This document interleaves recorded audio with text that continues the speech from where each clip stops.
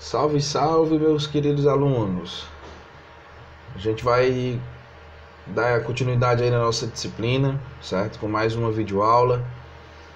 Nós vamos colocar videoaulas aí para o curso técnico de segurança do trabalho, tá certo? Sou o professor David Lucas, sou técnico de segurança do trabalho e vamos dar continuidade aí. Vamos falar um pouquinho sobre prevenção e combate a incêndio, certo? Um assunto aqui que é muito rico, como eu já havia falado para vocês, né?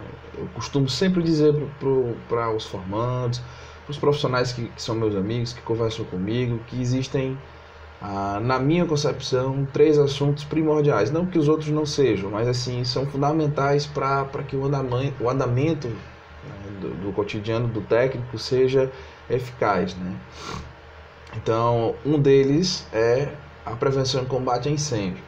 O outro, primeiros socorros e, claro, gestão eficaz de CIPA, né, que é uma outra videoaula que a gente vai tratar também, certo?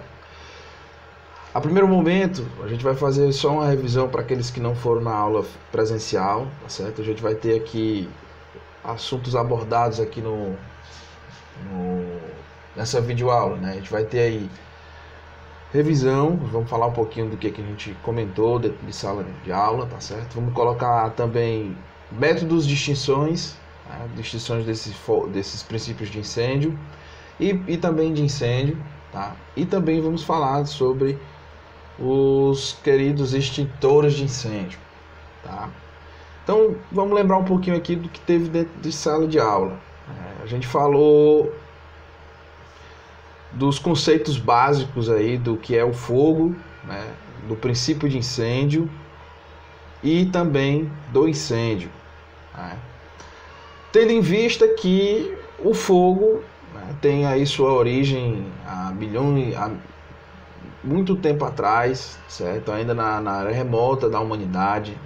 Então não vai entrar nesse assunto específico, né? Então a gente vai colocar ele aqui como um elemento em que o homem possa, como primeiro, e um elemento em que o homem possa realmente criá-lo, né? Ele pode criá-lo, controlá-lo à sua vontade. O princípio de incêndio, a gente pode caracterizá-lo aqui com um conceito bem básico, que é a origem do fogo que o homem não cria, né? Mas ele consegue controlar, certo? Então, fogo, o homem cria e controla. Princípio de incêndio, ele não cria, mas no entanto ele consegue controlar por alguns tipos de medidas, certo?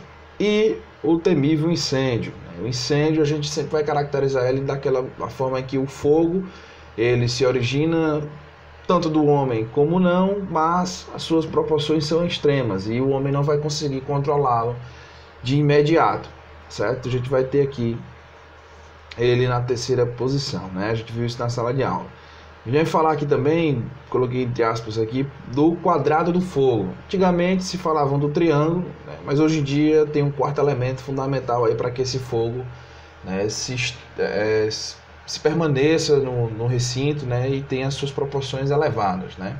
Então esse quadrado do fogo ele vai contar, né, basicamente com o oxigênio, é um dos componentes que a gente encontra de maior abundância. A gente vai caracterizá-lo sempre como peça fundamental, certo? Oxigênio, né? Eu vou desenhar aqui o triângulo para que vocês tenham uma referência, né? Temos aí o oxigênio como elemento fundamental. Vamos ter aqui alguns tipos de combustíveis, mas vamos caracterizá-lo como combustível de fato, certo?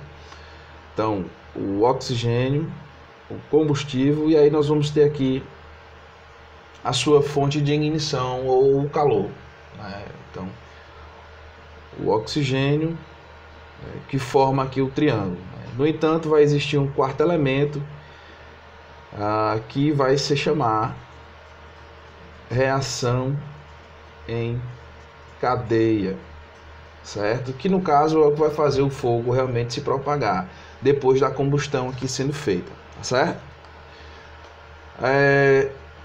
Dentro desses elementos a gente vai ter aqui de fato o princípio ou o fogo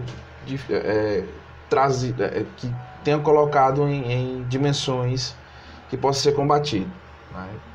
A gente vai ter aqui uns métodos de extinções, né? A gente vai falar um pouquinho deles agora, que seria um deles que seria a retirada de material, quando a gente tem o princípio de incêndio ou o próprio incêndio, né, que a gente não possa controlar ou que não tem as ferramentas suficientes para fazer o combate, a gente faz a retirada do material próximo, certo? O material que está próximo àquele outro que esteja em combustão, certo? Ou você pode tirar o pequeno material que esteja em combustão, que retire dos outros, né, de perto dos outros. Né? Tem o outro que é o resfriamento, certo? O resfriamento, ele vai basicamente trabalhar no sentido de resfriar os locais próximos, né? Resfriar o material que já esteve em combustão, tá certo? Utilizando água ou qualquer outro sistema de resfriamento, né, que esteja disponível na empresa dentro do projeto de combate a incêndio. Né? Temos um outro que é o abafamento. Isso aqui já é mais complicado porque nem todos os princípios de incêndio ou incêndio a gente vai conseguir utilizá-lo, né? Porque ele é utilizado principalmente nos pequenos focos de incêndio, princípios de incêndio, né, que a gente vai retirar aí um dos elementos do quadrado do fogo, que é o oxigênio. O resfriamento a gente vai fazer de modo bem geral, tá certo? Tem um outro que no caso é a extinção química, mais utilizados nesses camaradas aqui, certo? Nos extintores. A gente vai falar um pouquinho também deles mais para frente, certo? Então as extinções químicas aí, geralmente os mais usados, os produtos que mais usados são o potássio, né?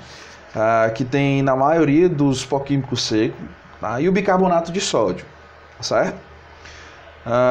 E esses são realmente os mais eficazes, tem o mais aproveitamento aí na hora do combate, certo? A gente vai ter aqui as classes de incêndio, né? Eu não vou revisá-las, mas só lembrando, né, que a gente comentou na sala de aula, classes de incêndio A, B, C, D, existem também a classe K e a classe E. A classe E a gente não vai falar muito não, mas os que a gente mais comentou foram esses aqui, tá certo?